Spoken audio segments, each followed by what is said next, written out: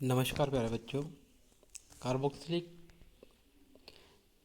अम्लों में हम आज सब्स्टिट्यूटेड कार्बोक्सिलिक एसिड्स की बात करेंगे या प्रतिस्थापित कार्बोक्सिलिक अम्लों की बात करेंगे।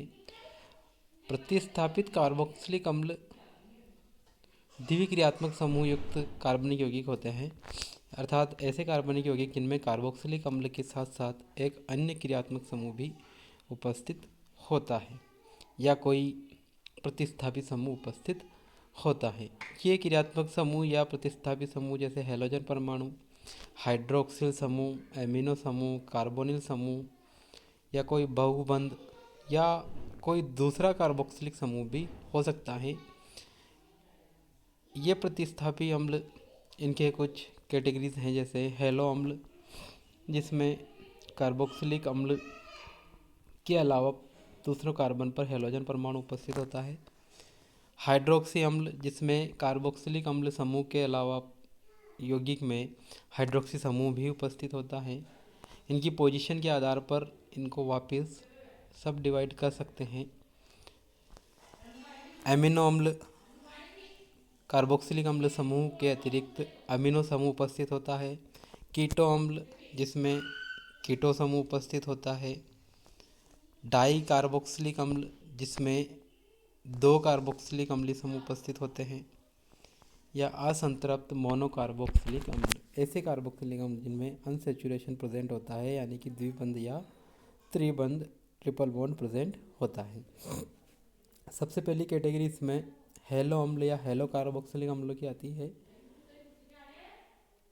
हैलो कार्बोक्सिलिक अम्ल वे यौगिक हैं जिनमें कार्बोक्सिलिक अम्ल की हाइड्रोकार्बन श्रृंखला का एक या एक से अधिक हाइड्रोजन परमाणु हैलोजन परमाणुओं के द्वारा प्रतिस्थापित हो जाता है।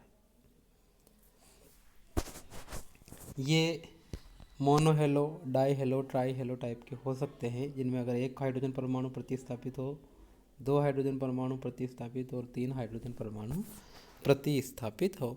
इन हेलो अम्लों का वापस क्लासिफिकेशन हम कर सकते हैं हेलोजन की पोजीशन के आधार पर।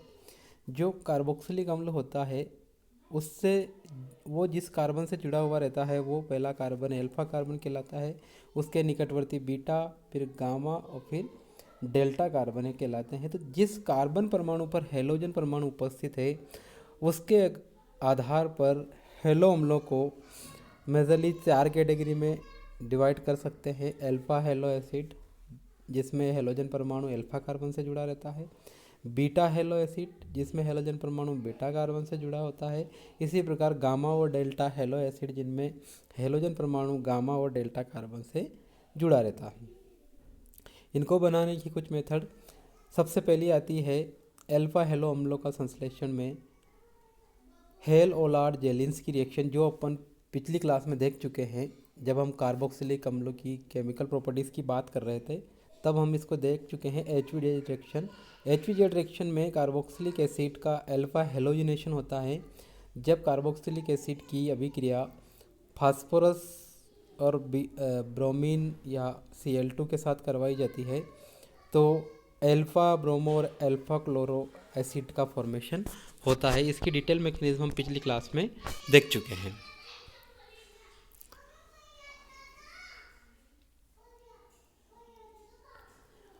अब हम बात करते हैं ऐसी मेथड की जिसमें अल्फा बीटा या गामा हेलो अम्लों का संश्लेषण होता है।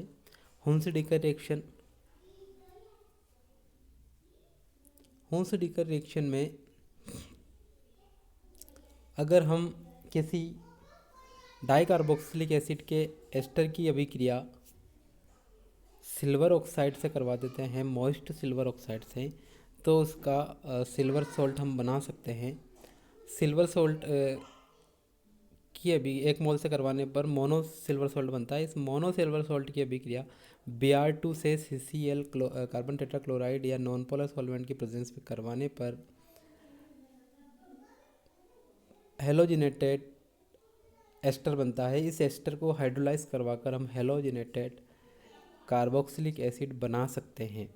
अब यहाँ पर जिस टाइप का कार्बोक्सिलिक एसिड हमको बनाना है, जैसे अल्फ़ा या बीटा या गामा, उतने कार्बन युक्त हम डाई कार्बोक्सिलिक एसिड का एस्टर काम में लेकर विभिन्न प्रकार के हेलो एसिड बना सकते हैं हुंस-डीकर अभिक्रिया की सहायता से। ये दो हेल-होलार्ड जेलिंस की अभिक्रिया और हुंस-डीकर अभिक्रिया दोनों की डिटेल मैकेनिज्म हम पिछली क्लास में डिस्कस कर चुके हैं।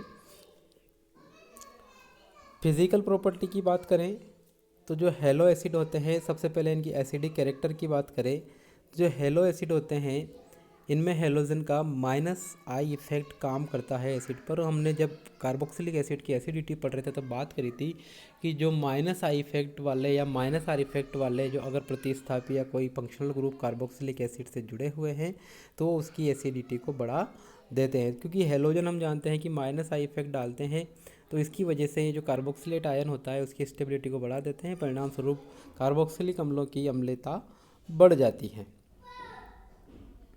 जो हेलोजिनेटेड कार्बोक्सिलिक एसिड होते हैं उनकी एसिडिटी का जो सीक्वेंस होता है वो फ्लोरो एसिटिक एसिड का सबसे ज़्यादा होता है, फिर chloro acetic acid, bromo acetic acid और आयोडो एसिटिक एसिड का होता है। उसका मुख्य कारण है कि फ्लोरीन की जो इलेक्ट्रोनेगेटिविटी होती है वो क्लोरीन से ज़्यादा होती है, क्लोरीन की ब्रोमीन से ज़्यादा और ब्रोमीन की आयोडीन से ज़्यादा है। तो इलेक्ट्रोनेगेटिविटी बढ़ने पर माइनस आई इफेक्ट बढ़ता है जिसके कारण कार्बोक्सिलेट आयन की स्टेबिलिटी बढ़ती है और उसी की वजह से इनकी एसिडिटी बढ़ती जाती है। सेकंड हम बात करें, हेलोजन परमाणु की संख्या बढ़ने के साथ भी हेलो एसिड की जो एसिड स्ट्रेंथ है वो इंक्रीज होती है। जैसे यहाँ पर कुछ एग्जांपल दिए गए हैं, try chloro acetic acid, die chloro acetic acid और क्लोरो एसिटिक एसिड। तो यहाँ पर जो सबसे ज़्यादा एसिडिटी रहेगी वो ट्राई क्लोरो एसिटिक एसिड की, फिर डाई क्लोरो एसिटिक एसिड की और मोनोक्लोरो एसिटिक एसिड की सबसे कम रहेगी। क्योंकि यहाँ पर एक रूल अपन लगाते हैं डिस्टेंस नंबर और पावर रूल। तो सबसे पहले हेलोजन परमाणु अगर जुड़ा है तो उसकी जो कार्बोक्सिलिक एसिड है उससे डिस्टेंस देखते हैं, फिर उनके नंबर देखते हैं। तो नंबर डिस्टेंस सभी की बराबर है क्लोरीन की यहाँ पर सेकंड वाले एग्जांपल में। तो यहाँ पर हम किसके बेसिस पे डिसाइड करेंगे, नंबर के बेसिस पे। तो जिसमें हेलोजन के नंबर ज़्यादा होंगे उसकी एसिडिटी सबसे ज़्यादा होगी। तो ट्राईक्लोरो एसिटिक एसिड की highest, then dichloro acetic acid, then monochloro acetic acid की यहाँ पर एसिडिटी रहेगी। इसके बाद हम बात करते हैं हेलोजन परमाणु की कार्बोक्सिलिक समूह से दूरी बढ़ने पर हेलो अम्ल की सामर्थ्य घट जाती है। तो वही डिस्टेंस वाला रूल, जैसे जैसे हेलोजन परमाणु की डिस्टेंस बढ़ेगी वैसे वैसे उसकी एसिडिटी क्या होगी, डिक्रीज होगी। तो यहाँ पर अल्फा हेलो कार्बो या अल्फा क्लोरो कार्बोक्सिलिक एसिड की सबसे ज़्यादा रहेगी, बीटा की उससे कम रहेगी और डेल्टा की उससे भी कम रहेगी। तो ये तीनों केस है जिसमें डिस्टेंस नंबर और पावर जो रूल है वो काम करता है। केमिकल रिएक्शन की बात करें, रासायनिक अभिक्रियाओं की, तो हेलो अम्ल जो है वो डाई फंक्शनल ग्रुप वाला कंपाउंड है। इसमें एल्किल हैलाइड और दूसरा कार्बोक्सिलिक समूह होता है। तो ये ऐसी रिएक्शन शो करता है जिसमें एल्किल हैलाइड की भी रिएक्शन आए और कार्बोक्सिलिक एसिड की भी रिएक्शन शो होती है। सबसे पहले हम बात करते हैं कार्बोक्सिलिक एसिड समूह के कारण जो रिएक्शन होती है उसमें सबसे पहले आ जाती है अपनी सॉल्ट का फॉर्मेशन। हम जानते हैं कि सभी कार्बोक्सिलिक अम्ल जो होते हैं या सभी अम्ल जो होते हैं वो क्षार के साथ अभिक्रिया करके लवण बनाते हैं या सॉल्ट का फॉर्मेशन करते हैं। ऐसे ही यहाँ पर भी हेलो अम्लों में भी होगा। हेलो अम्ल बेस के साथ रिएक्शन करके, जैसे सोडियम बाइकार्बोनेट और सोडियम कार्बोनेट के साथ रिएक्शन करके सोडियम सॉल्ट बनाती है। सेकंड हम बात करें एस्टर फॉर्मेशन की, जो कार्बोक्सिलिक एसिड होते हैं ये एसिड की प्रेजेंस में अल्कोहल के साथ रिएक्शन करके एस्टर का फॉर्मेशन करते हैं। तो जब किसी भी हेलो कार्बोक्सिलिक एसिड की रिएक्शन अल्कोहल के साथ एसिडिक मीडियम में करवाई जाती है तो एस्टर का फॉर्मेशन होता है। थर्ड, एसिड क्लोराइड का बनना या PCl5 PCl3 से रिएक्शन। जब कार्बोक्सिलिक एसिड की रिएक्शन पढ़ रहे थे तब देखा था कि कार्बोक्सिलिक अम्ल जो होते हैं वो PCl5 PCl3 और SOCl2 से रिएक्शन करके हेलो एसिड बनाते हैं या COX टाइप के कंपाउंड बनाते हैं। तो वो रिएक्शन सारी हेलो एसिड शो करते हैं। अब सेकंड टाइप की जो रिएक्शन है वो हम देखते हैं हेलोजन एटम के कारण होने वाली केमिकल रिएक्शन। हेलोजन एटम के कारण जो रिएक्शंस होती है उनमें पहले हम देखते हैं नाभिक स्नेही प्रतिस्थापन अभिक्रिया या nucleophilic substitution reaction. Alpha hello acid नाभिक स्नेही प्रतिस्थापन अभिक्रिया प्रदर्शित करते हैं जिनमें हेलोजन परमाणु किसी नाभिक स्नेही द्वारा प्रतिस्थापित हो जाता है। इसमें हम देखते हैं कि जब अल्फा क्लोरो एसिड की रिएक्शन मॉइस्ट सिल्वर ऑक्साइड से करवाते हैं तो हेलोजन जो क्लोरीन है उसका रिप्लेसमेंट हाइड्रोक्सिल ग्रुप द्वारा हो जाता है और AgCl का प्रिसिपिटेट बनता है। AgNO2 से करवाने पर नाइट्रो ग्रुप द्वारा हो जाता है, KCN से करवाने पर साइनो ग्रुप द्वारा रिप्लेसमेंट हो जाता है, अमोनिया से करवाने पर अमीनो ग्रुप द्वारा हो जाता है, KI से करवाने पर आयोडो ग्रुप द्वारा रिप्लेसमेंट हो जाता है। दूसरी इसमें हम रिएक्शन देखें तो हेलो अम्ल क्षारों के साथ क्रिया करके विभिन्न प्रकार उत्पाद बनाते हैं।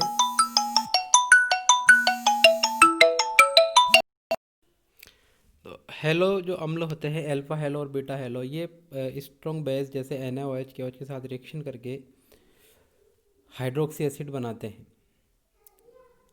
देख सकते हैं हम जैसे अल्फा हेलो जो एसिड है वो NaOH के साथ रिएक्शन करके पहले सॉल्ट बनाएगा और सॉल्ट के बाद वापस हेलोजन को प्रतिस्थापित करेगा तो हाइड्रोक्सी एसिड का सॉल्ट बनेगा जिसका हाइड्रोलिसिस करवाने पर अल्फा हाइड्रोक्सी कार्बोक्सिलिक एसिड हमें प्राप्त होता है। दूसरा हम बात करें बीटा हेलो एसिड की तो बीटा हेलो एसिड में भी सेम टाइप से जो प्रबल क्षार के साथ रिएक्शन करवाएंगे तो बीटा हेलो एसिड भी क्षार के साथ रिएक्शन करके पहले लवण बनाएंगे उसके बाद हेलोजन का प्रतिस्थापन न्यूक्लियोफाइल हाइड्रोक्साइल आयन द्वारा हो जाता है और हाइड्रोलिसिस करवाने पर एसिड बनाता है। एसिड को जो बीटा हाइड्रोक्सी जो एसिड होते हैं ये वाटर मॉलिक्यूल का रिमूवल करके alpha beta unsaturated carboxylic acid का फाइनल फॉर्मेशन करते हैं। इसके बाद हम बात करें गामा हेलो एसिड की तो गामा हेलो एसिड क्षार के साथ गर्म करने पर लेक्टोन बनाते हैं जिसको हम एस्टर भी कहते हैं, cyclic ester. Gamma halo acid NaOH से रिएक्शन करके गामा हाइड्रोक्सी या गामा हेलो एसिड जो एसिड होते हैं ये सॉल्ट बनाते हैं। सॉल्ट इंटरनल रिएक्शन करके इसमें आंतरिक प्रतिस्थापन होता है और गामा लेक्टोन का फॉर्मेशन होता है। तो हम देख सकते हैं कि जो अल्फा हेलो एसिड थे उनसे हाइड्रोक्सी या अल्फा हाइड्रोक्सी कार्बोक्सिल एसिड बनता है। बीटा हेलो एसिड से alpha beta unsaturated carboxylic acid बनता है और गामा हेलो एसिड से गामा लेक्टोन का फॉर्मेशन होता है। ठीक है, इस तरह से हम हेलो एसिड की फिजिकल प्रॉपर्टी, उनकी केमिकल रिएक्शन और सिंथेटिक मेथड को हम इसमें डिस्कस कर चुके हैं। ये नोट्स आपको ग्रुप में सेंड कर दिए जाएंगे। धन्यवाद।